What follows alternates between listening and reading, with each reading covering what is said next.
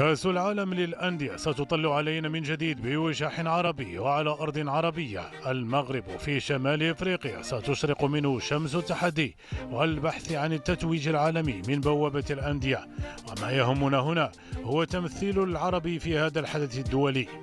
ما حققه المنتخب المغربي في كأس العالم في قطر 2022 على أرض عربية ربما قد يزيل اللثام على سقف طموحات يظل مطلبا للأندية العربية كذلك. والذاكرة هنا تعيدنا إلى الوراء عندما وصل الرجاء المغربي إلى نهائي كأس العالم للأندية على أرضه أمام بايرن ميونخ. النسخة القادمة ستعرف مشاركة 3 أندية عربية أبرزها بطل إفريقيا الوداد المغربي صاحب الضيافة وصاحب التاج الإفريقي بعد أن توج به بقيادة وليد الركراكي الذي عقد النية على حفر اسم الوداد في دفتر التاريخ الإفريقي وكان له ما أراد. الوداد سيكون مدعوما بجماهيره التي لا تكل ولا تمل في الدفع بفريقها إلى تجاوز الصعاب، وهذه المرة بدفة فنية مختلفة عن السابق.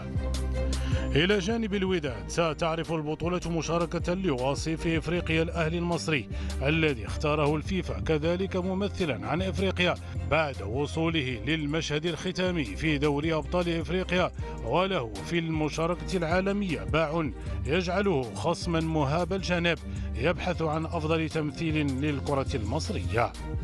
ثالث الأندية العربية المشاركة في المحفل الدولي كتبت حروفه باللون الأزرق مكونة اسم الهلال السعودي، وهو الذي فاز بآخر نسخة لدوري أبطال آسيا العام الماضي حيث رشحه الاتحاد الآسيوي ليكون ممثلا للقارة الصفراء، وله في كأس العالم للأندية مشاركة سالفة.